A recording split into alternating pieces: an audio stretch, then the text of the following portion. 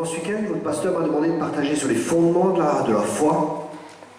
Et Jésus a parlé des fondements. Les fondements sont très importants. Il a dit, si on bâtit une maison, et il parle de l'exemple d'une maison qui a été bâtie, sur un fondement, le sable, et une autre maison qui a été bâtie sur un fondement qui est le roc. Et dans les deux cas, la tempête est venue, mais une maison s'est effondrée et l'autre maison ne s'est pas effondrée. Quelle est la différence entre les deux maisons? Les deux maisons, elles ont été bâties de la même manière. La différence, c'est le fondement. Et le fondement de notre vie, le fondement sur lequel nous bâtissons, va déterminer la solidité, va déterminer la taille, la possibilité de supporter, la possibilité de résister. C'est pour ça qu'il est important que nous ayons un bon fondement. Et Jésus a dit qu'il est le roc, qu'il est le rocher des siècles. Et la parole de Dieu nous demande pas juste à être des chrétiens. Ça, ce sont les gens qui ont appelé les chrétiens des chrétiens. Mais Dieu a appelé les personnes qui le suivent des disciples. Ok? J'ai l'école biblique par correspondance où on forme des disciples. Et l'année prochaine, je vais encore faire une école. Si vous êtes intéressé, vous pouvez voir sur le site internet, qui sera fini d'ici une semaine parce qu'on a eu une attaque sur le site, on a eu un virus. Donc le site, j'ai dû tout refaire. On va refaire le site et on va présenter une école de disciples intensive. Qu'est-ce que c'est qu'un disciple? Un disciple vient du grec, du mot qui s'appelle mathétes. Et ce mot signifie pensée suivie d'action. Une pensée qui est suivie d'action. Ça ne signifie pas juste apprendre pour savoir, pour accumuler de la connaissance, mais c'est apprendre pour mettre en pratique. Des fois, quand je vais évangéliser dans la rue ou quand j'évangélise des gens, les gens me disent « Ah, je suis chrétien mais pas pratiquant ». Je leur dis « Écoutez, c'est exactement comme moi, je suis nudiste mais je ne suis pas pratiquant ». Je suis nudiste mais pas pratiquant. C'est impossible d'être nudiste et de ne pas être pratiquant. C'est impossible d'être chrétien et de ne pas être pratiquant. Et Jésus a formé des disciples. Et ce week-end, c'est vraiment le but. C'est un week-end de formation. Vous allez être formés et recevoir des fondements pour votre foi. Le fondement sur lequel votre vie va pouvoir être bâtie. Je vois beaucoup, je fréquente beaucoup, je vais dans beaucoup d'églises. Et malheureusement, je vois qu'il y a trop de chrétiens à mon goût qui n'ont pas de fondement solide dans la parole de Dieu. Souvent, ils cherchent des expériences surnaturelles. Ou alors ils vont de séminaire en séminaire, mais ils n'ont pas de fondement solide dans leur vie pour pouvoir résister dans les temps mauvais. Et le but de Dieu, c'est qu'on soit des hommes faits. Le but de Dieu, c'est qu'on soit des hommes matures. Et qu'est-ce que c'est être mature? Être mature, c'est avoir le caractère de Christ en nous. Être mature, c'est pas avoir des dons. Les dons, c'est les dons de grâce. Les dons viennent et nous tombent dessus, puis voilà, on est fraîchement convertis, on peut prophétiser, on peut chanter à l'onction, on peut prophétiser, on peut faire plein de choses, et c'est merveilleux, c'est bien. Mais dans la vie de tous les jours, c'est pas ça qui nous aidera à affronter et à surmonter les difficultés. Ce qui va nous aider, c'est le caractère de Jésus en nous. Amen. C'est que le caractère de Christ soit formé en nous. Et ça, c'est un des buts essentiels du salut.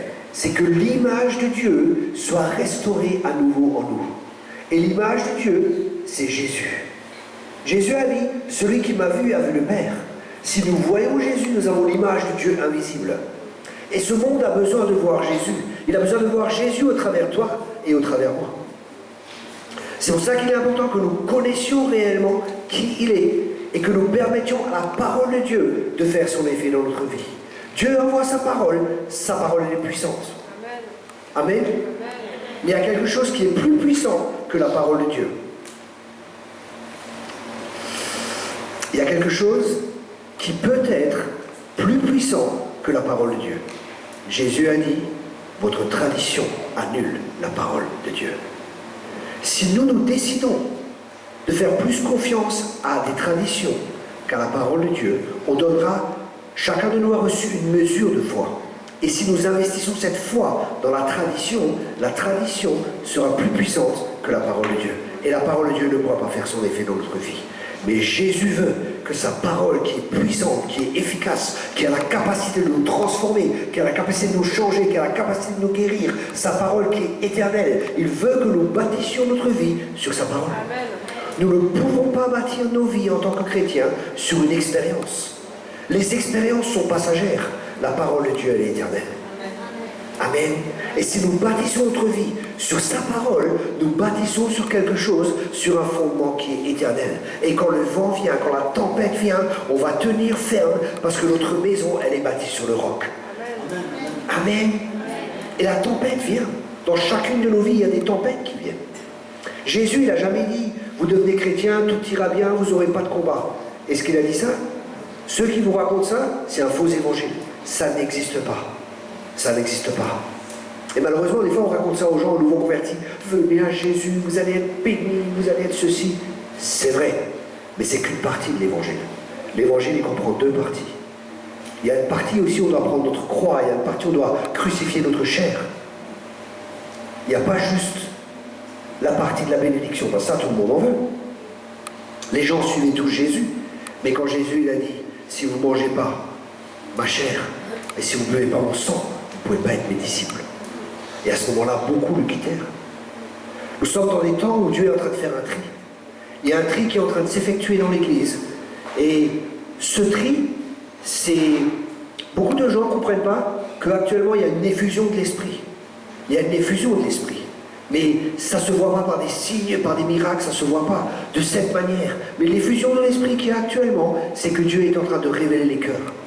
Le jugement, c'est pas... Les gens, ils ont souvent une mauvaise vision du jugement. Le jugement de Dieu, c'est de nous attirer à lui ou de nous mettre devant un choix. De faire le choix de prendre un chemin qui mène à la vie ou un chemin qui mène à la mort. Et nous sommes tous devant des choix. Est-ce qu'on renonce à cela pour être avec Jésus ou est-ce qu'on ne renonce pas? Et ça, c'est les temps dans lesquels nous sommes. Il y a un tri qui est en train de se faire dans l'Église. Jésus prépare une épouse sans tache et sans ride. Amen. Et vouloir en faire partie, ça signifie simplement faire les bons choix. Prendre les bonnes décisions. Et la bonne décision, c'est tout simplement, je suis venu non pas pour faire ma volonté, mais je suis venu pour faire la volonté de celui qui m'a envoyé. Et c'est pour ça que je suis toujours agréable. Être chrétien, c'est vouloir faire la volonté de Dieu. Être chrétien, c'est vouloir faire la volonté de Dieu. Et Dieu est un Dieu qui se révèle. Dieu n'est pas un Dieu qui est caché quelque part, qui ne se révèle pas. Dieu est un Dieu qui se révèle, et il se révèle à travers sa parole. C'est pour ça que n'importe quelle révélation que vous recevez, ou tout ce que vous recevez du monde spirituel, les pensées, ou tout ce que vous recevez, si ce n'est pas en accord avec la parole de Dieu, vous pouvez le rejeter. Parce que la parole de Dieu est la plus haute autorité. Amen. C'est la plus haute autorité pour notre vie. Et ça va être le fondement. Premier fondement pour notre vie, c'est que cette parole est la parole de Dieu, et elle est la vérité. Et je décide de m'y soumettre. Je décide de m'y soumettre. Même si mes idées sont contraires à ce qui a marqué là. Même si mes expériences sont contraires à ce qui a marqué. La parole et la vérité. S'il y avait marqué que Jonas a mangé une baleine, ben Jonas a mangé une baleine. Mais il y a marqué que Jonas était dans un poisson, c'était même pas de baleine. Jonas est dans un poisson, faire attention, pas dire des bêtises. Hein. S'il y a marqué ça, Jésus il a dit, si vous ne revenez pas comme des petits-enfants, vous ne pouvez pas entrer dans le royaume de Dieu. Et avoir cette attitude de cœur d'enfant. Quand je dis à mon fils, là je te raconte en ce moment l'histoire de la création, comment Dieu a créé le premier jour, le deuxième jour, comment Dieu a tout créé. Mon fils, il sait quoi. Je lui dis, je lui explique comment Dieu a créé. Après je dis alors, comment Dieu a créé? Ben Dieu a dit et ça s'est fait. Dieu il a dit, mon nounours et mon nounours était là. Dieu il dit l'armoire et l'armoire est là. Et tac, il dit les choses, il croit tout simplement comme un enfant. Et ça, c'est l'attitude que Dieu désire que nous ayons dans notre cœur. Et ma prière, c'est que vous ayez cette attitude pendant ce séminaire. Parce que ça fait des choses qui vont être contraires à ce que vous croyez, des expériences que vous avez vécues, mais le changement vient uniquement à travers la vérité. Et la capacité de la vérité, c'est de vous aider à reconnaître le mensonge. La capacité de la vérité, c'est de vous aider à reconnaître un mensonge. Et cela conduit à un autre résultat, c'est de vous amener à la liberté glorieuse des enfants de Dieu. Vous connaîtrez la vérité, et la vérité vous affranchira. Vous connaîtrez la vérité, et la vérité vous rendra libre. Quand nous ne connaissons pas la vérité, nous ne pouvons pas être libres. Mais la vérité a la capacité de nous rendre libres. C'est pour ça qu'il est important pour nous que nous ayons l'amour de la vérité. Ce qui dit que dans la fin des temps, il y a une séduction qui va venir, et que ceux qui n'ont pas l'amour de la vérité, un esprit d'égarement viendra. Mais avoir l'amour de la vérité, c'est pas juste aimer la vérité. Beaucoup de gens disent, oui, Jésus c'est bien, c'est la star, il est super, c'est magnifique. C'est pas ce que Jésus veut. Jésus veut tout simplement des disciples, des gens qui lui obéissent et qui mettent sa parole en pratique. Amen. Il ne cherche pas les admirateurs, il cherche les disciples. Amen. Ok. On va commencer avec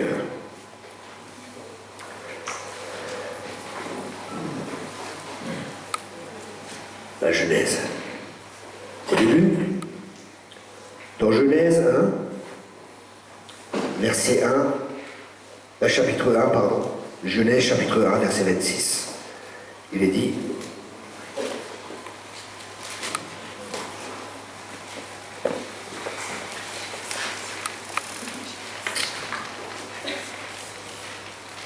Puis Dieu dit, faisons l'homme à notre image, selon notre semblance, et qu'il domine sur les poissons de la mer, sur les oiseaux du ciel, sur le bétail, sur toute la terre, et sur tous les reptiles qui rampent sur la terre.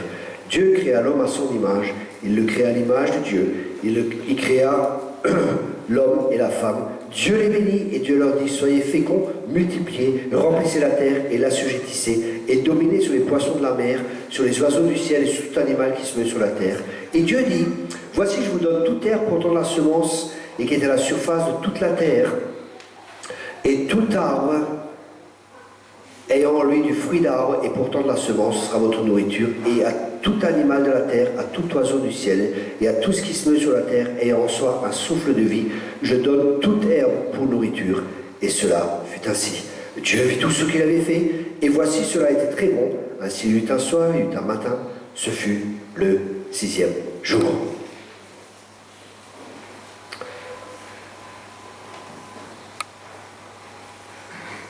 Venez avec moi dans Genèse 2 au verset 15.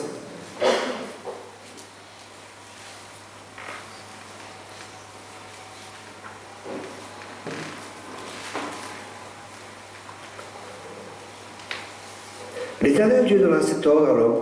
L'Éternel prit l'homme et le plaça dans le jardin d'Éden pour le garder et pour le cultiver. L'Éternel Dieu dit, tu pourras manger de tous les arbres du jardin, mais tu ne mangeras pas de l'arbre de la connaissance du bien et du mal, car le jour où tu en mangeras, tu mourras. Et si nous voyons, Dieu a créé l'homme à son image. Ça veut dire que nous avons été créés à l'image de Dieu. Et Dieu dit que l'homme était très bon. Dis à ton voisin, tu es très bien.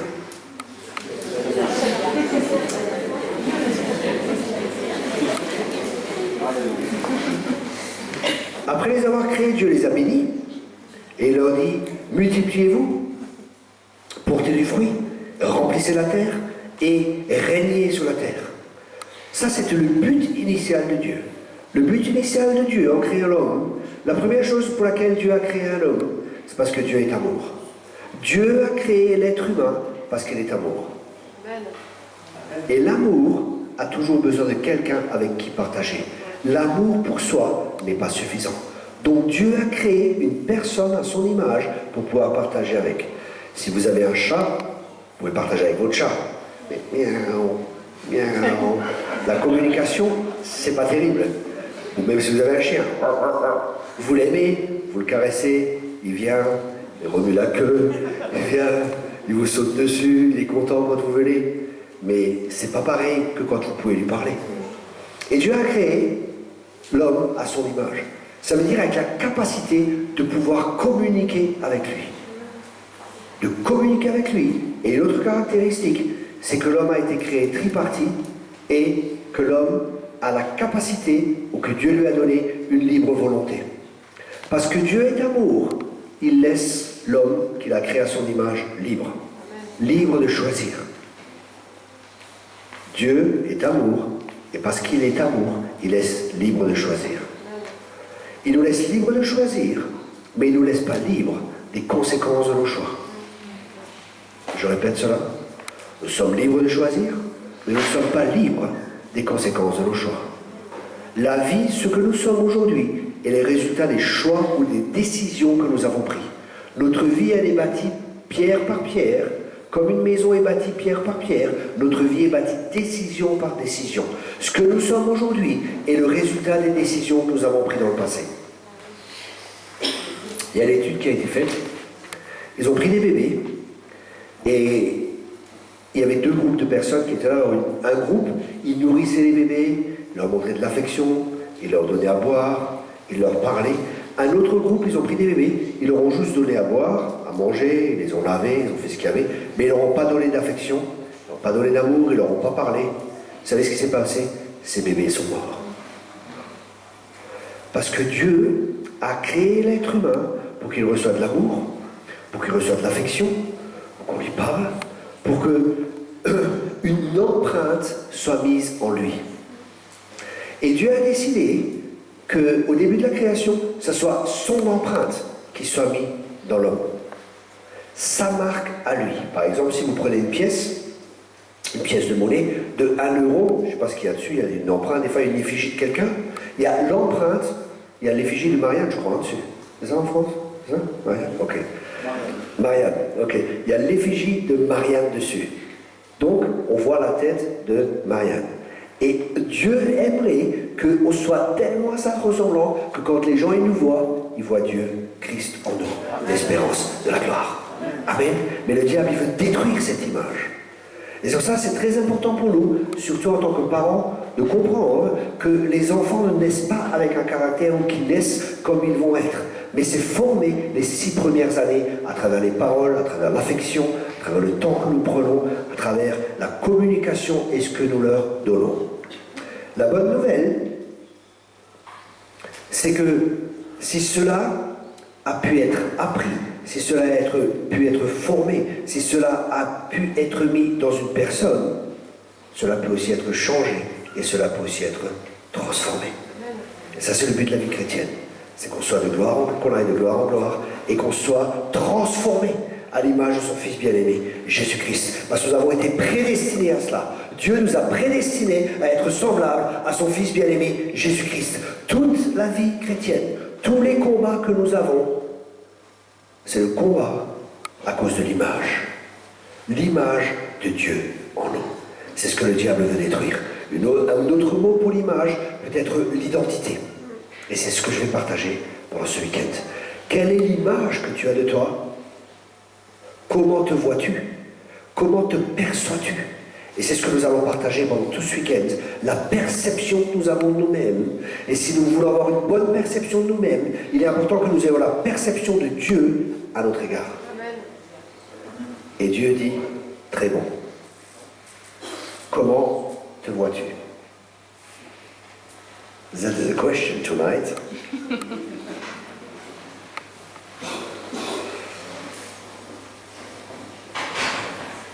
Ensuite, Dieu dit multipliez-vous et reproduisez-vous et régnez sur la terre. Alléluia. L'homme a été créé pour régner sur la terre. Dieu, il a donné la terre à l'homme pour que l'homme règne, pour que l'homme dirige, pour que l'homme gouverne sur cette terre. Et c'est ce à quoi nous avons été appelés. Amen. Amen. Ok.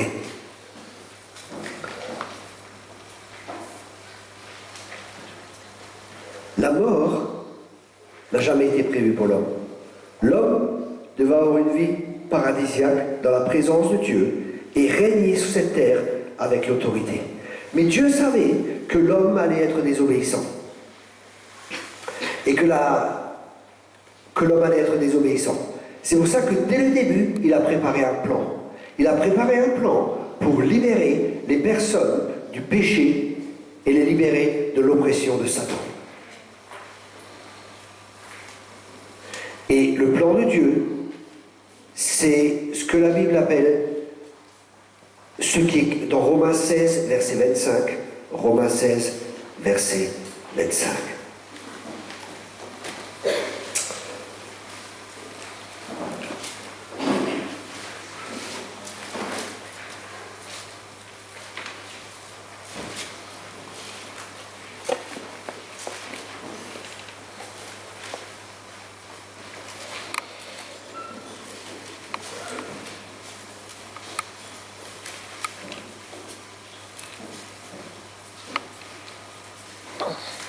Celui qui peut vous affermir selon mon évangile est la prédication de Jésus-Christ, conformément à la révélation du mystère caché pendant des siècles.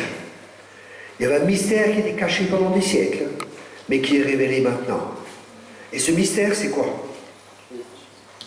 Le verset nous dit: mais manifesté maintenant par les écrits des prophètes d'après l'ordre du Dieu éternel, et porté à la connaissance de toutes les nations, afin qu'elles obéissent à la foi. Dieu veut que nous obéissions au message de la foi. Et le message de la foi, c'est que Christ est venu. On voit dans 1 Corinthiens 2, verset 7, 1 Corinthiens, chapitre 2, verset 7. C'est le mystère qui était caché depuis tout temps et de toute éternité qui est révélé maintenant en Christ. Nous prêchons la sagesse de Dieu, mystérieuse et cachée, que Dieu, avant les siècles, avait destinée pour notre gloire. Alléluia. Sagesse qu'aucun des chefs de ce siècle n'a connue, car s'ils l'eussent connue, ils n'auraient pas crucifié le Seigneur de gloire. Amen. Dans Éphésiens 3, versets 8 à 11.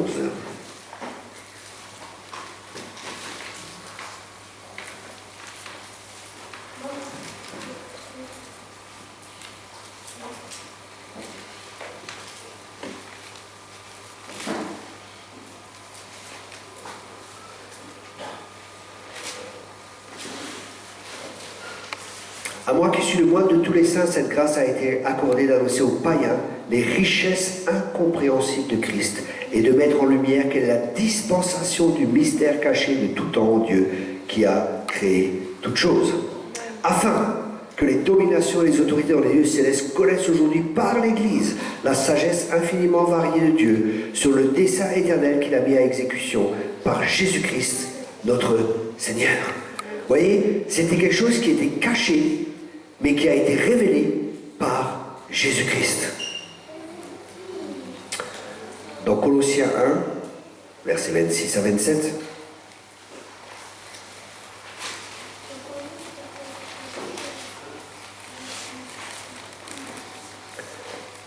Colossiens.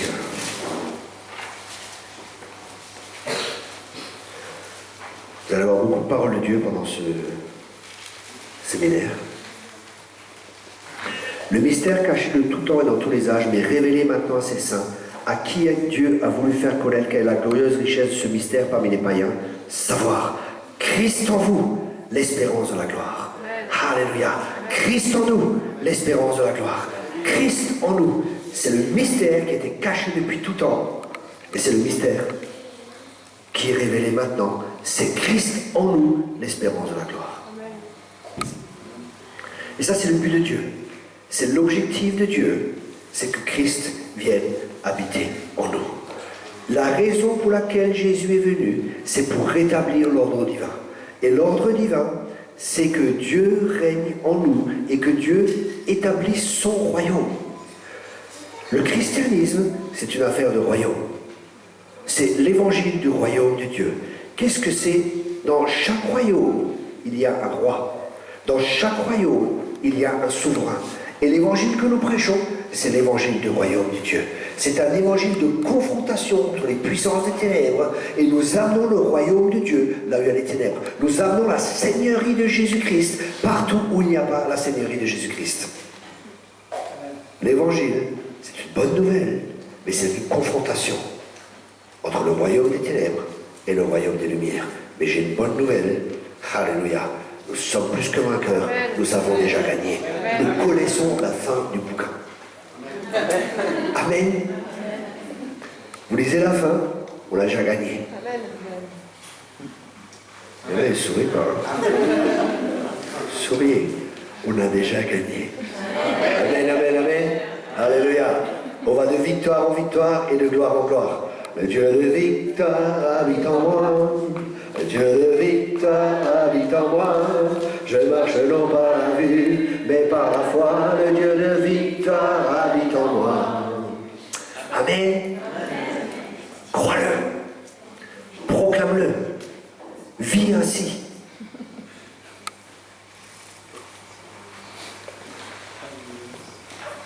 La manière dans laquelle nous croyons définit toute notre vie.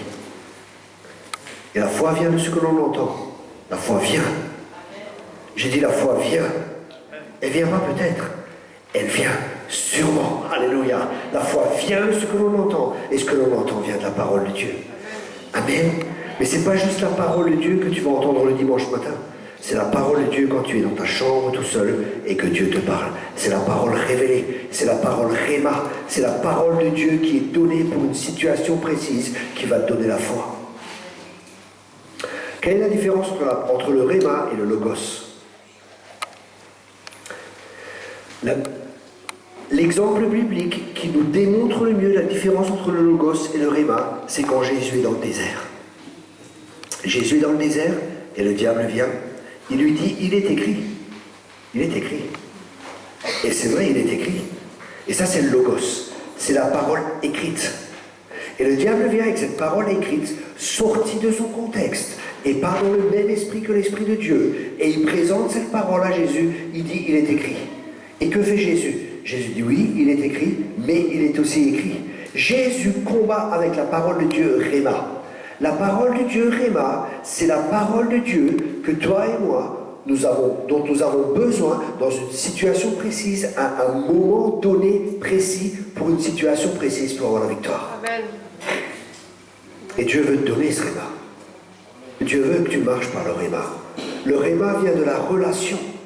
Le Réma, c'est la révélation de la pensée de Dieu, ou c'est la révélation de la parole de Dieu dont tu as besoin dans une situation donnée.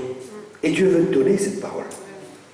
Mais cette parole vient de notre relation avec Dieu, pas de la religion, de notre relation. C'est pas pareil. Religion et relation, c'est pas pareil. Une relation personnelle avec Jésus-Christ.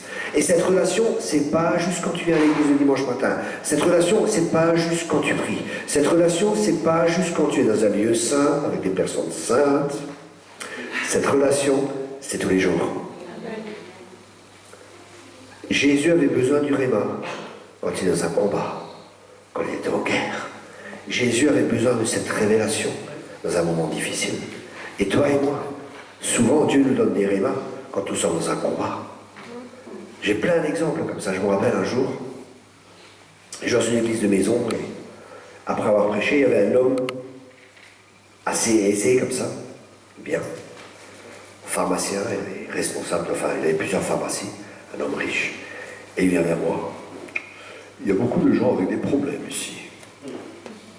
Et je le regarde, et je dis, Saint-Esprit, j'ai un problème. Aide-moi.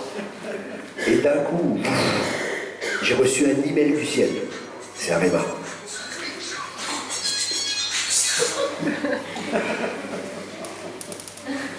Et le Réma a été...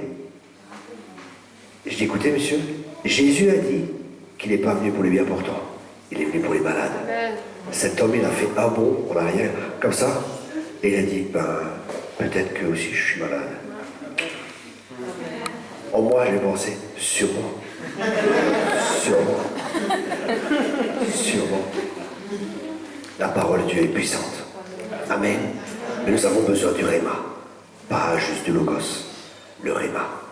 Le Logos, c'est important, mais si nous n'avons pas le Logos dans l'esprit, si nous comprenons pas, si nous n'avons pas cette parole révélée dans un moment précis, dans un moment donné, des fois nous passons par des combats, et nous sommes le peuple de la promesse. Écoutez bien cela. Nous marchons sur les promesses de Dieu. Amen. Nous ne marchons pas par la vue, mais nous marchons par la foi. Amen. Marcher par la foi, c'est marcher par les promesses. Amen. C'est pour ça, remplis-toi, que ton cœur déborde des promesses de Dieu. Et quand c'est difficile, quand tu es dans un combat, rappelle-toi de ces promesses qui sont oui et amen, et qui se réaliseront, même si la situation dans laquelle tu es, elle est contraire aux promesses de Dieu. La parole de Dieu dans ta bouche, elle est comme une épée à double tranchant, avec laquelle tu peux changer les circonstances. Amen. Alléluia. Éphésiens 1, verset 4.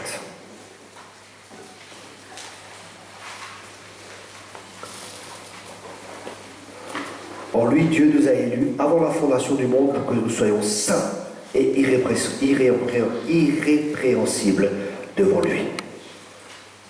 Voyez, Dieu nous a, avant la fondation du monde, Il nous a prédestinés. Ça veut dire que Dieu voulait que nous soyons saints et irrépréhensibles devant lui.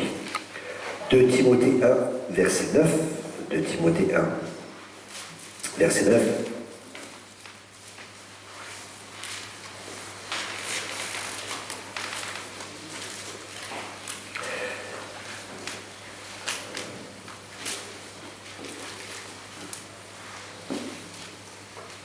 Par la puissance de Dieu qui nous a sauvés et nous a adressé une sainte vocation, non à cause de nos œuvres, mais selon son propre dessein et selon la grâce qui nous a été donnée en Jésus-Christ avant les temps éternels. Ici nous voyons que Dieu veut que nous soyons saints, c'est-à-dire mis à part et que nous vivions dans la sainteté, la sanctification.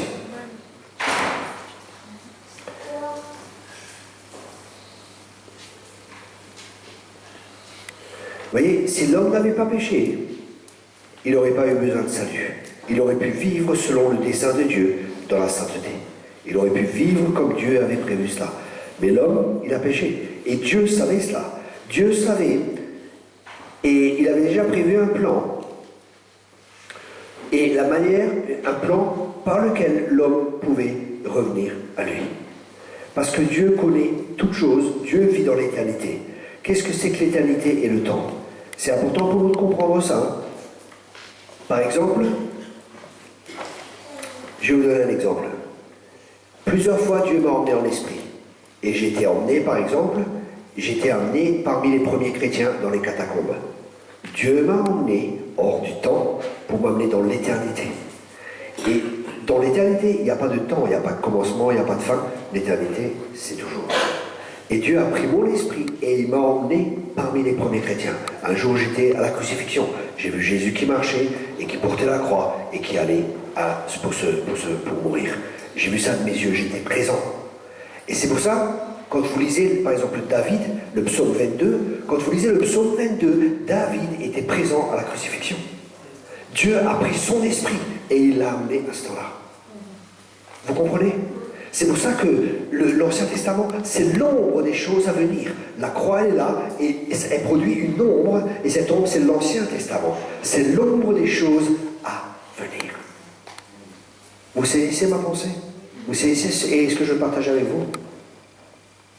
Et vivre dans l'éternité, c'est tout simplement vivre avec Dieu. Et déjà, nous avons la vie éternelle.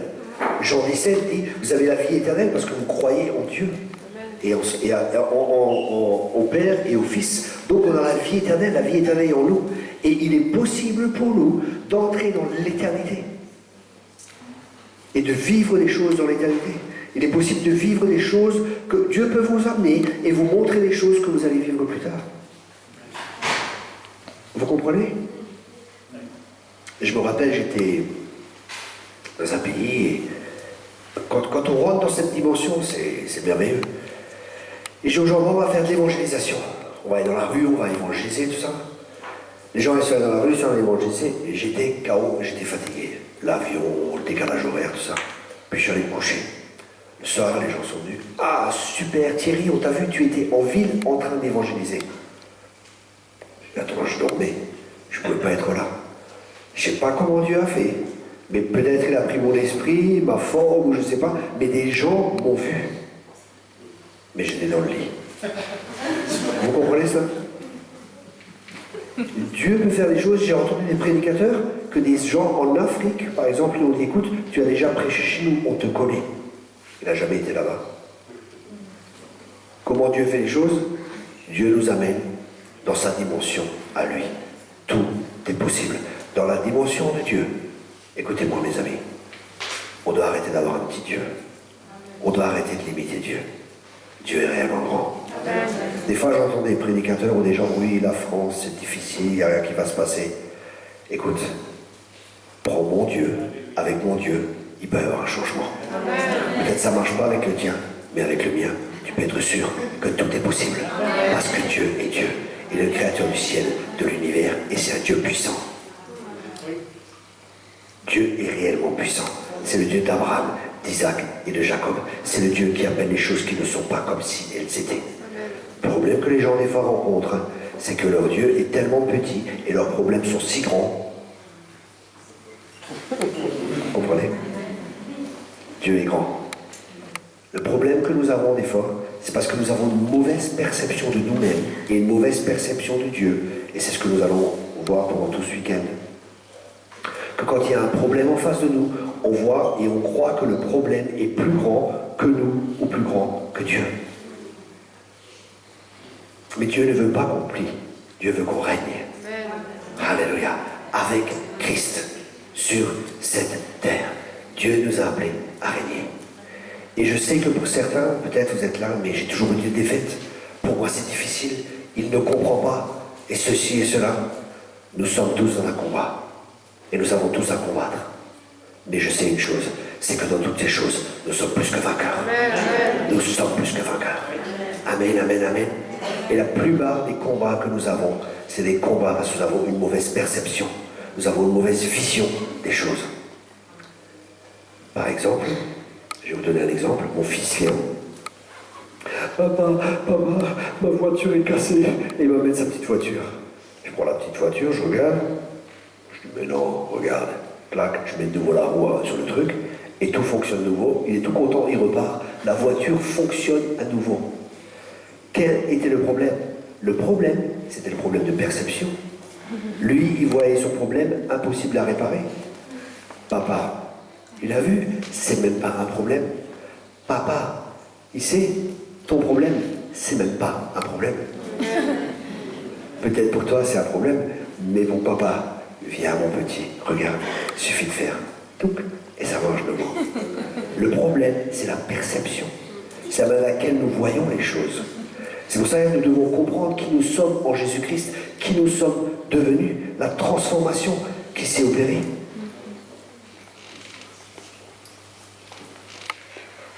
Dans Éphésiens 1, 9 à 10,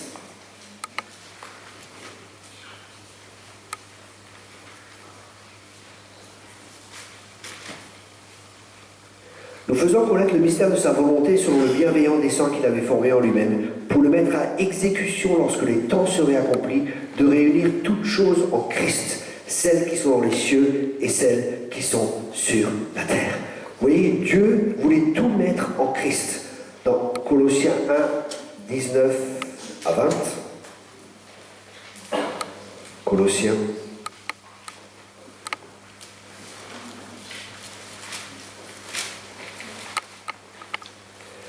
1, 19 à 20. Car Dieu a voulu que toute plénitude habitant en lui, il a voulu par lui réconcilier tout avec lui-même, tant ce qui est sur la terre que ce qui est dans les cieux, en faisant la paix par lui, par le sang de sa croix.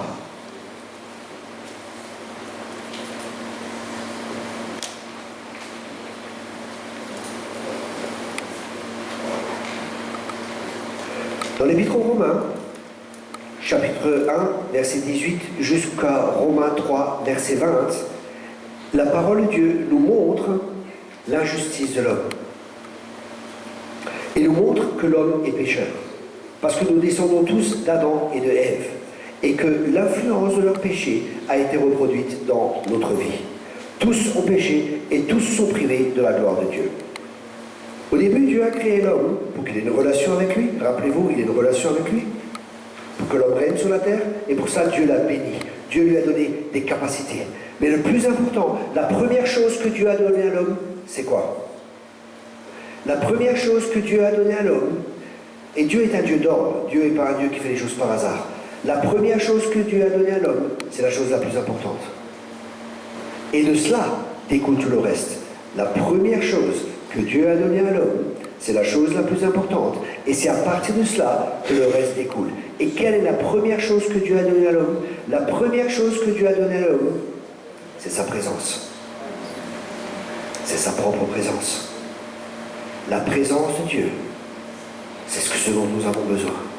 C'est pour ça que Jésus l'a dit, sans moi, vous ne pouvez rien faire. Sans moi, vous ne pouvez rien faire. C'est pour ça qu'il est important que nous recherchions sa présence, que nous marchions dans sa présence et que nous comprenions les plans et la volonté de Dieu. Dans Romains 5, verset 12,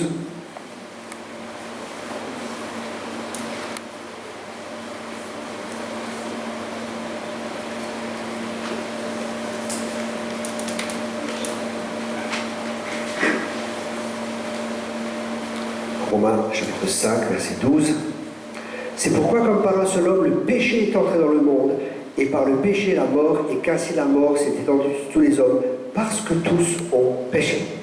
Ici, la parole de Dieu nous décrit que Adam a péché, ça veut dire que Adam a désobéi. Adam a volontairement désobéi à Dieu. Il était rebelle envers Dieu. Le diable est venu, il a fait croire à Ève que Dieu, il a fait douter Ève de la nature et de la bonté de Dieu, du caractère de Dieu. Que Dieu ne voulait pas tout donner, mais Dieu veut tout donner. Il veut donner au-delà de ce que l'on peut penser, au-delà de ce que l'on peut espérer. Dieu est un bon Dieu. C'est pas le bon Dieu. Bon Dieu. Comme des fois on l'entend. Si t'es pas gentil, le bon Dieu va punir. Si t'es pas gentil, le bon Dieu. Tu vois? Il t'est arrivé ça, c'est le bon Dieu. Ça, c'est pas le bon Dieu. C'est pas le bon Dieu de la Bible. Le Dieu de la Bible, il est réellement bon. Tout don parfait et toute grâce excellente descend du Père des Lumières, chez lequel il n'y a aucune ombre de variation. C'est vraiment un bon Dieu. C'est pas le bon Dieu. Tu vois, ça, hein? Des fois les parents, tu as fait ci ou ça ou ça. Et ça donne en nous une image de Dieu qui est complètement fausse. Ça met une semence en nous qui va produire une récolte. Parce que chaque semence produit toujours une récolte.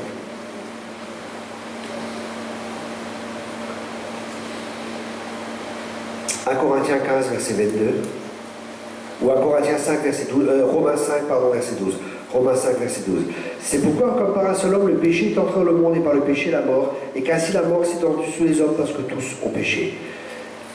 Simplement, Adam a péché, il est devenu pécheur. Ok? Après, il était avec Ève, et qu'est-ce qu'ils ont reproduit? Ils ont reproduit des hommes et des femmes, des enfants pécheurs. Merci. C'est pour ça que tous nous sommes nés pécheurs.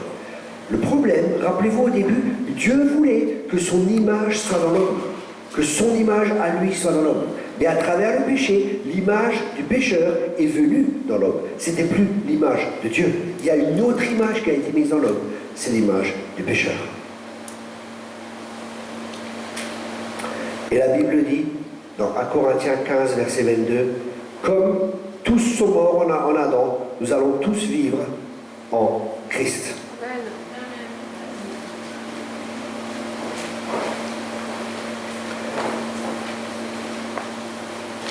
Dans 1 Romains, chapitre 1, verset 18, il est dit, la colère de Dieu se révèle du ciel contre toute impiété et contre toute injustice des hommes qui retiennent injustement la vérité captive, car ce qu'on peut connaître de Dieu est manifeste pour eux. Dieu leur a fait connaître. En effet, les perfections invisibles de Dieu, sa puissance éternelle et sa divinité se voient comme à l'œil nu depuis la création du monde quand on les considère dans ses ouvrages. Ils sont donc inexcusables, puisqu'ayant connu Dieu, ils ne l'ont pas glorifié comme Dieu et ne l'ont point rendu grâce, mais ils sont égarés dans leurs pensées et leur cœur sans intelligence a été plongé dans les ténèbres. Et si la parole de Dieu nous dit qu'il y a une révélation de Dieu, et cette révélation de Dieu qu'on peut avoir se trouve dans la nature. Quand on regarde la nature, il faut avoir beaucoup de foi pour croire à la théorie de l'évolution. La nature est tellement merveilleuse, elle est tellement belle, que croire que tout cela vient d'un hasard, il vous faut beaucoup de foi. L'évolution, c'est une histoire de foi, comme la création, c'est une histoire de foi, les deux. Mais pour croire que de rien, de choses qui étaient là, que tout était de travers, et d'un seul coup, tout a été si parfait. Quand on regarde juste notre œil comme il est parfait, d'un seul coup, ça vient comme ça. Il faut beaucoup de foi. Dans la nature, nous voyons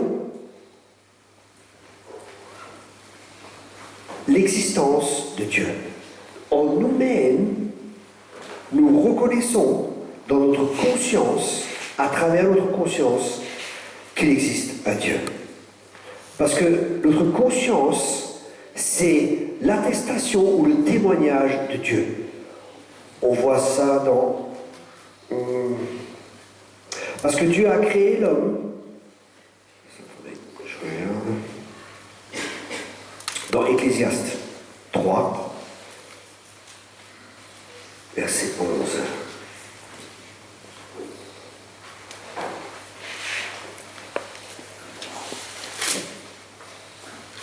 Là, ce soir, c'est le début, et c'est un peu sur le péché, tout ça, sur la chute, mais après, on verra ce que Dieu a fait, et c'est là que ça va vraiment être intéressant, ok? Mais c'est important que ce fondement soit posé pour qu'on comprenne d'où on vient réellement, et ce qui s'est passé réellement. Que être chrétien, c'est pas juste avoir une religion, ou que toutes les religions sont bonnes, alors cette religion c'est bon, un peu de Bouddha, un peu de Mohamed, un peu de ci, on met tout dans un pot, et on mélange, et tout est beau, tout est merveilleux, ok? J'avais une bouddhiste cette semaine, là. Dans une de nos cellules. Elle a accepté Jésus, mais j'ai fait l'erreur. Elle dit oui, mais je prie encore Bouddha et tout. Je dis Seigneur, qu'est-ce que je dois faire? Parce que des fois, on a peur de perdre les gens. On veut les gagner à tout prix. Alors bon, je dis bon, prie avec moi, Jésus-Christ, et ci et ça. Elle a fait la prière, viens dans ma vie, sois Seigneur, et ci et ça. Et c'était bien. Mais après, je n'étais pas tranquille en rentrant chez moi à la maison. Je me dis, c'est pas comme ça que Jésus prêche l'évangile. C'est pas comme ça que Jésus prêche l'évangile. Que faisait Jésus? Le jeune homme riche vient, et Jésus lui dit, si tu ne vends pas tout, tu ne peux pas. Il faut que tu vendes tout. Il faut que tu vendes tout. Vous comprenez? Et Jésus, il dit, le disciple est parti, cet homme il est parti, il ne s'est pas converti, on ne sait pas ce qui s'est passé avec lui. Mais à ce moment-là, il ne s'est pas converti, et il est parti, et Jésus l'aima. C'est pas que Jésus ne l'aimait pas, mais Jésus t'aime assez pour te dire la vérité. Jésus nous aime tellement qu'il nous dit la vérité, parce que c'est la vérité qui va nous rendre libres. Amen. Et là, j'ai fait un peu une erreur, et je vais la revoir. Et je vais lui dire. Je vais lui dire, Bouddha, c'est bien, mais Dieu est un Dieu jaloux, et il ne veut pas de Bouddha à côté de lui. Amen. Une petite anecdote pour vous faire rire. J'espère que je choque personne. Mais j'étais à un séminaire avec un ami à moi. Et on avait un séminaire, et c'était un séminaire de jeunes. Et il y avait un jeune prédicateur qui était là. Et il disait, vous voyez les vieux là, en parlant de moi et de mon ami prédicateur, et il se moquait de nous. Je dis, attends, l'homme, tu vas voir. Et ce jeune, il est bien, il est fort comme ça. Je dis, écoutez, j'ai une révélation hier sur ce jeune prédicateur, je ne vais pas vous dire le nom. Et en réalité, je crois qu'il n'est pas chrétien. J'avais l'attention de tout le monde. Je lui ai dit, je crois qu'il est bouddhiste. Vous savez pourquoi? Parce qu'on est transformé de gloire en gloire en ce qu'on contemple. Et comme il était fort, Bouddha. C'était méchant, non? Au plaisant, vous savez, être mort à soi-même, c'est pouvoir rire de soi-même. Il a dit qu'on est des vieux, on le bénit, je ne suis pas vieux. Je suis plus jeune que la plupart ici. Vous voyez pas? L'année dernière, 2 fois le tour du monde, 50 000 km en voiture, et je ne sais pas, je suis jeune. Amen.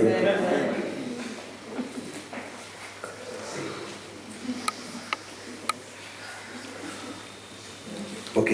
Ecclésiaste 3, verset 11.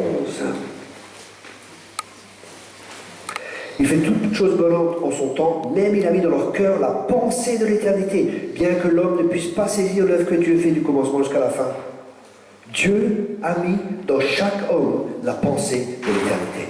Ça veut dire que nous avons un témoignage intérieur en chacun de nous, et c'est important de comprendre ça. Lorsque vous évangélisez, chaque personne a un témoignage intérieur que Dieu existe. Chaque personne. Mais après, des fois, les gens veulent repousser pour différentes raisons. Les gens repoussent. Mais chaque personne a un témoignage intérieur que Dieu existe.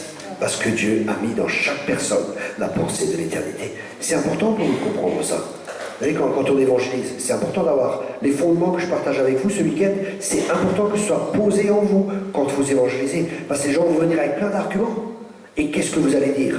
Si vous ne savez pas quoi dire, vous avez le Saint-Esprit. Amen. Mais c'est bien d'avoir des bons fondements pour pouvoir répondre aux personnes. L'esprit de l'homme, il nous prévient, il nous accuse, il juge, il cherche Dieu, il nous cherche, il est à la recherche de quelque chose d'absolu, aussi bien moral que spirituel. Chaque personne sait et connaît l'existence de Dieu, mais il ne sait pas comment se comporter, comment remercier Dieu, comment louer Dieu. C'est pour ça que les hommes ne sont d'aucune excuse devant Dieu. à la place de louer Dieu et d'adorer Dieu et de rechercher Dieu, qu'est-ce qu'ils ont fait les gens? Les gens, dans Romains, vous voyez, il est dit, dans Romains chapitre 1, ils ont suivi leurs propres pensées, ils ont fait des choses contre nature et tout cela, au lieu de chercher Dieu. Mais chaque personne sait que Dieu existe. Chaque personne sait, on le savent, on le cela. Après, je ne vais pas aller trop. Voilà. Ok. Après, il y a les Juifs, dans Romains 2, versets 17 à 29. Vous pouvez lire ça à la maison. Les Juifs sont aussi coupables devant Dieu, bien qu'ils aient une alliance avec Dieu, mais s'ils ne sont pas nés de nouveau, s'ils n'ont pas accepté Jésus-Christ, c'est impossible. Pourquoi? Tout cela dépend de la justice. Pour les Juifs, par exemple, la justice, elle vient de l'extérieur. Elle vient parce qu'ils sont circoncis, ils sont justes devant Dieu, et parce qu'ils observent la loi. Okay? Ou parce qu'ils croient observer la loi. Mais, ça c'est dans la pensée juive. Mais la parole de Dieu nous montre clairement que, qu'ils soient juifs ou pas juifs, aucun est juste devant Dieu. Tous sont des pécheurs. Ok?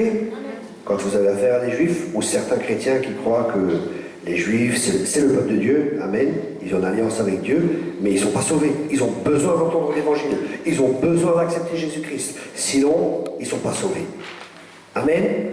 C'est important pour nous de comprendre ça. Parce que je vois des chrétiens, des fois, j'en connais un là, il a changé de nom.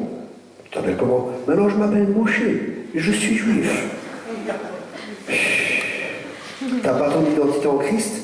Tu vas chercher partout. Et le diable va toujours essayer de te donner une identité. Mais notre identité, elle est en lui. Après, nous voyons que tous les hommes ils sont injustes devant Dieu. Et que par nos propres forces, par nos propres capacités, par tout ce que nous pouvons faire, par les sacrifices que nous faisons, nous ne pouvons pas être justes devant Dieu.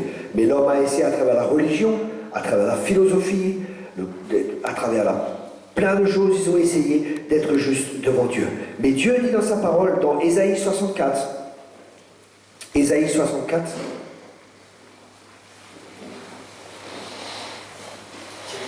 oui, merci. Merci, c'est un bon pasteur. Il pense à ses brebis.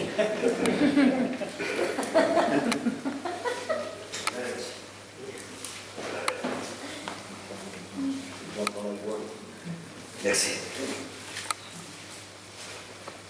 Il faut qu'elle dure au moins tout le week-end.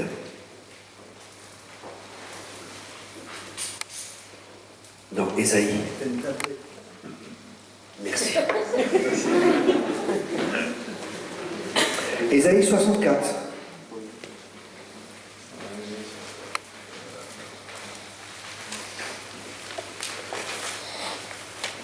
Verset 5. Nous sommes tous comme des impurs et toute notre justice est comme un vêtement souillé. Nous sommes tous flétris comme une feuille et nos crimes nous emportent comme le vent. Qu'est-ce que nous dit la parole de Dieu ici?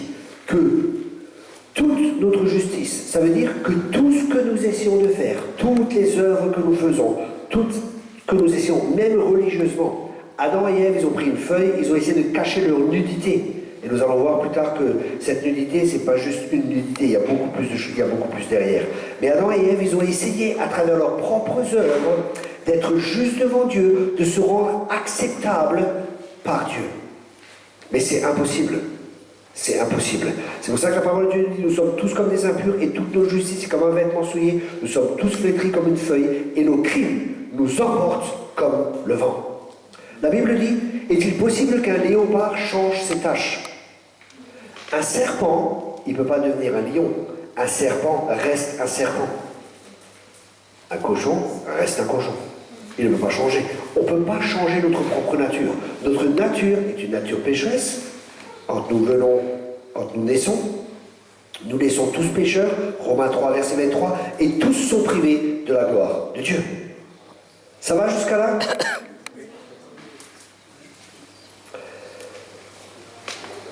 Maintenant, nous avons reconnu jusqu'à présent que nous ne pouvons pas nous sauver nous-mêmes et que nous ne pouvons pas nous libérer de la position dans laquelle nous sommes. C'est pour ça que Dieu lui-même devait intervenir. Et c'est pour ça que nous avons besoin de salut. Et cela est uniquement possible par la foi. Et c'est ce que la Bible dit par rapport à Jésus, ou ce que Jésus dit dans Jean 14, verset 6. Je suis le chemin, la vérité et la vie. Nul ne vient au Père que par moi. Écoutez-moi bien. Il n'y a qu'un chemin. Jésus a dit, je suis le chemin. Il n'a pas dit, je suis un des chemins. Je suis le chemin. Je suis le chemin.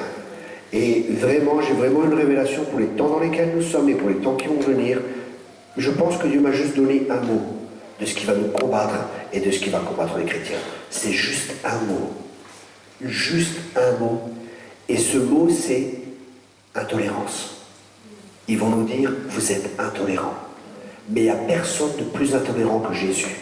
Si Jésus a dit, je suis le chemin, il est très intolérant avec les autres chemins. Parce qu'il n'y a qu'un seul chemin.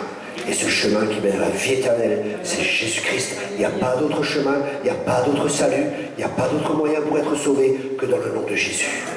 Amen. Je suis le chemin, la vérité et la vie. Nul ne vient au Père que par moi. Et cette intolérance dont on va nous accuser. Mais vous êtes intolérants, pourquoi? Si deux hommes s'aiment, pourquoi ils ne peuvent pas se marier? Si ceci, si cela, vous n'êtes pas tolérants? Non, on n'est pas tolérants, parce que Jésus n'était pas tolérant. Oui, mais Dieu est amour. Oui, mais l'amour est toujours lié à la vérité. L'amour est lié à la sainteté. Dieu a plusieurs facettes. Il n'a pas juste une facette. Et l'amour de Dieu sur sa justice, l'amour de Dieu sur la vérité, c'est pas Dieu. Et ça, c'est important pour nous, que ces fondements soient posés en nous. Acte 4, verset 12 nous dit, et il n'y a pas de salut dans un autre. J'ai une paillette d'or là. Juste là où il y a marqué Jésus, il y a une paillette dessus sur le E. Je vous la montrerai après. Je viens juste de voir ça là. Il y en a un autre encore. Alléluia. Il y a des temps, on avait de l'huile dans les... On avait fait un séminaire, une femme avec de l'huile dans les mains étaient recouvertes d'huile, l'huile coulait comme ça sur ses mains, recouvertes d'huile. Partout, il y avait des paillettes d'or dans toute la salle. Même chez les enfants, les enfants étaient dans une autre salle, ils avaient la tête recouverte de paillettes. La gloire de Dieu s'est manifestée. Amen. On prie que ce week-end aussi encore, Dieu manifeste sa gloire. Mais pour moi, le plus important, c'est que les gens étaient sauvés. 7 personnes avaient donné leur vie à Jésus. Amen. Je prends le reste, je prends tout ce que Dieu donne. Amen. Mais pour moi, le plus important, c'est que les âmes soient arrachées de l'enfer. Amen, amen, amen. Alléluia. Ok. On va juste voir la gloire de Dieu, la gloire de l'homme, pardon, et la nature d'Adam. On va un peu en parler, je ne vais pas aller trop, parce que sinon ça va trop durer, mais je vais le partager encore demain. Et Dieu est esprit. Et dans sa nature, dans toute sa manière d'être, il est saint. Dieu est glorieux et Dieu est juste. Dieu a créé l'homme avec une nature divine, glorieuse dans la sainteté, dans la justice et avec autorité dans son esprit. L'homme était une réplique exacte de Dieu. On voit ça dans Genèse 1, verset 26. Dieu créa l'homme à son image. Dans 1 Corinthiens 6, verset 17.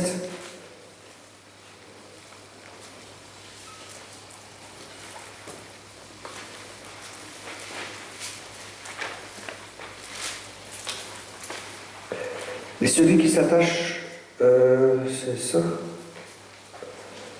Ouais, 1 Corinthiens 6, verset 17. Mais celui qui s'attache au Seigneur est avec lui un seul esprit. Donc nous devenons de nouveau un esprit avec lui. Romains 8.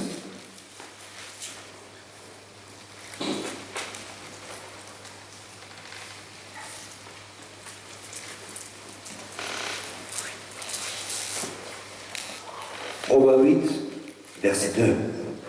En effet, la loi de l'esprit de vie en Jésus-Christ m'a affranchi de la loi du péché et de la mort. Romains 9 et 15. Pour vous, vous ne vivez pas selon la chair, mais selon l'esprit, si du moins l'esprit de Dieu habite en vous. Si quelqu'un n'a pas l'esprit de Christ, il ne lui appartient pas. Et Romains 15, 8, verset 15. Et vous n'avez pas reçu un esprit de servitude pour être encore dans la crainte, mais vous avez reçu un esprit d'adoption par lequel nous crions Abba, Père. Ça signifie que pareil que Dieu, nous étions comme Dieu saint, glorieux et juste. On est d'accord? C'est dans votre création d'image.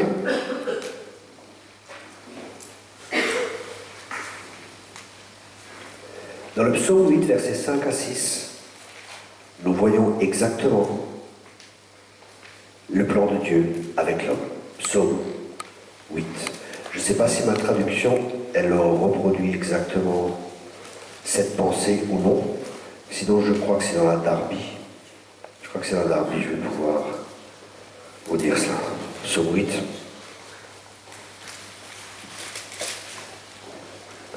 Psaume 8, versets 5 à 6. Qu'est-ce que l'homme te souvienne de lui, et le Fils de l'homme, tu prennes garde à lui, si la traduction est bonne. Tu l'as fait de peu inférieur à Dieu, tu l'as couronné de gloire et de magnificence. Tu l'as fait de peu inférieur à Dieu, à Elohim. On a été de peu fait inférieur à Dieu. Et là, il est dit, tu l'as couronné de gloire. Alléluia. Et de magnificence. Tu lui as donné la domination sur les œuvres de tes mains. Tu as tout mis sous ses pieds, les brebis comme les bœufs.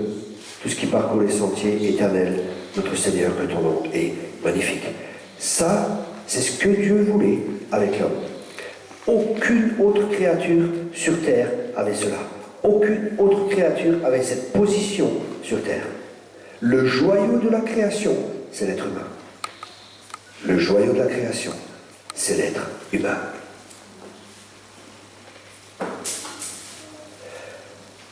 La gloire, le mot gloire en grec, c'est doxa. Et signifie majestueux. C'est quelque chose qui a du poids. C'est quelque chose de merveilleux. C'est quelque chose de glorieux. Et c'est ainsi que Dieu nous a créés. Quelque chose qui a du poids, qui a de la valeur. Quelque chose de respectueux. Couronné signifie comme une couronne que Dieu a mis sur nous. En hébreu, ce mot signifie aussi protection.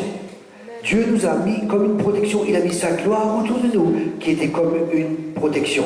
Ça veut dire que l'homme, quand il a été créé, il était glorieux, il était majestueux, il était couronné, il y avait la gloire de Dieu autour de lui. Et ce mot utilisé en hébreu, c'est stépho. Et ça signifie, c'est comme comme s'il était mis dans une position royale. Comme si l'homme avait une couronne sur la tête. C'était comme un roi. C'est la position dans laquelle Dieu l'a créé. La gloire, dans la parole de Dieu, c'est ce qui représente sa présence, sa puissance, sa majesté et l'onction du Saint-Esprit. Dieu est un Dieu glorieux, il est le Dieu de gloire. Amen. Éphésiens 1, verset 17.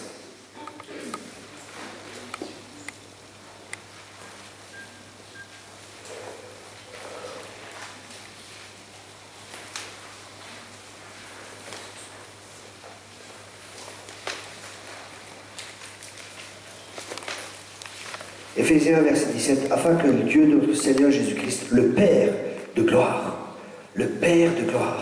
Amen, Dieu est le Père de la gloire. Et maintenant, en Christ, nous sommes de nouveau assis avec lui dans les lieux célestes. Amen. Dans Éphésiens 2, versets 6 et 7.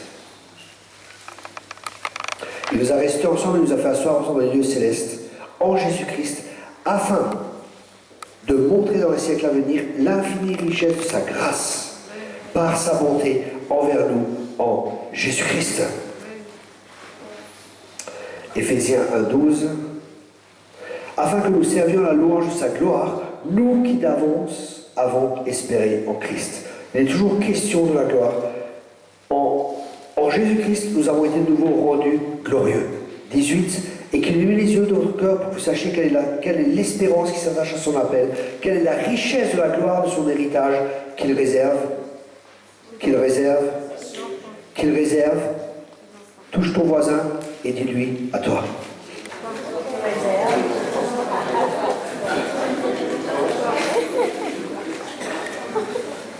Dieu ne voulait pas que l'homme soit séparé de sa gloire. L'homme a été créé pour vivre dans la gloire de Dieu. Alléluia. Comme le poisson a été créé pour vivre dans l'eau, l'homme a été créé pour vivre dans la gloire de Dieu. Amen. Et c'est pour ça que la Bible dit, Romains 3, verset 23, tous sont péchés et tous sont privés de la gloire de Dieu. Mais ce n'est pas la volonté de Dieu que les gens soient privés de la gloire de Dieu. La volonté de Dieu, c'est que les gens soient dans cette gloire et vivent dans cette gloire, dans cette présence glorieuse. Amen. Hébreux 2, 10.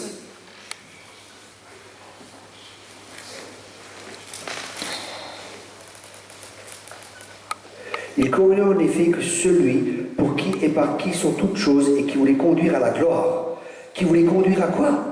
Qui voulait conduire à la gloire beaucoup de fils. Alléluia. C'est-à-dire vous et moi. Dieu veut nous conduire à la gloire. Amen.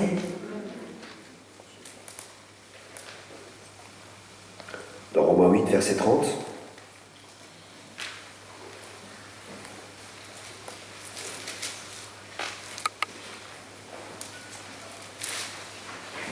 Et ceux qu'il a prédestinés, alléluia, il les a aussi appelés. Et ceux qu'il a appelés, il les a aussi justifiés. Et ceux qu'il a justifiés, il les a aussi glorifiés. Amen. Nous avons été glorifiés parce qu'il nous a appelés. Et quand il nous a appelés, il nous a justifiés. Ça veut dire qu'il nous a rendus justes. Il nous a rendus acceptables aux yeux de Dieu. Il nous a rendus au niveau de Dieu. C'est pour ça que la Bible dit que nous sommes comme des dieux. Acceptables pour Dieu.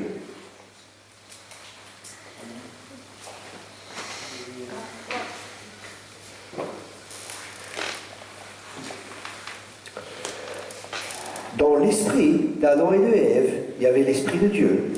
Et sur Adam et Ève, autour d'eux, il y avait l'esprit. Et c'est pour ça qu'ils n'avaient pas honte. Dans Genèse 2, verset 25, Genèse 2, verset 25,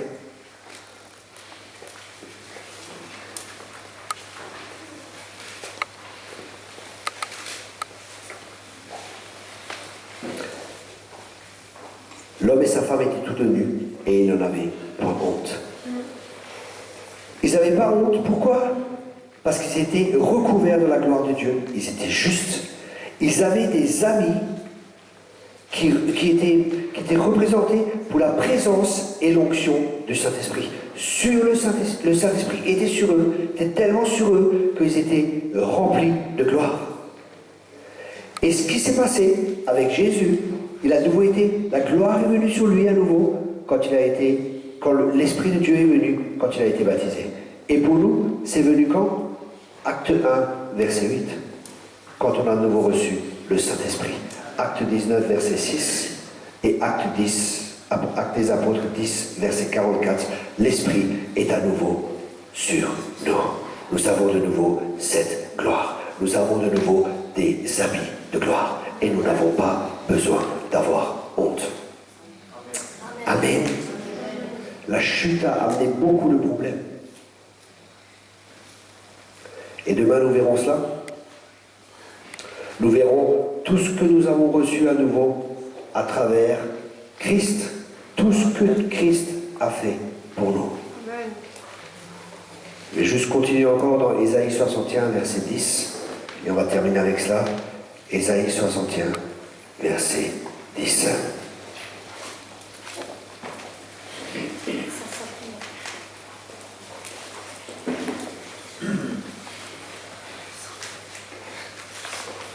Ésaïe 61, verset 10 nous dit « Je me réjouirai en l'Éternel, mon âme sera ravie d'allégresse en mon Dieu, car il m'a revêtu du vêtement du salut, il m'a couvert du manteau de la délivrance, comme le fiancé sort d'un diadème, comme le fiancé se part de ses joyaux. » Une autre traduction dit « Il m'a revêtu du vêtement de la justice. » Il m'a revêtu de sa justice. Et ça, c'est la bonne traduction. Dieu nous a revêtus avec un manteau de justice. Il nous a revêtus, il nous a rendus justes. Et demain, nous allons voir ce que ça signifie. Nous allons voir en profondeur ce que le salut c'est exactement et pourquoi l'homme a été créé. Nous allons partager l'œuvre, ce que Dieu a fait, et nous allons voir ce pourquoi nous avons été créés. Amen. Ce soir, c'était un peu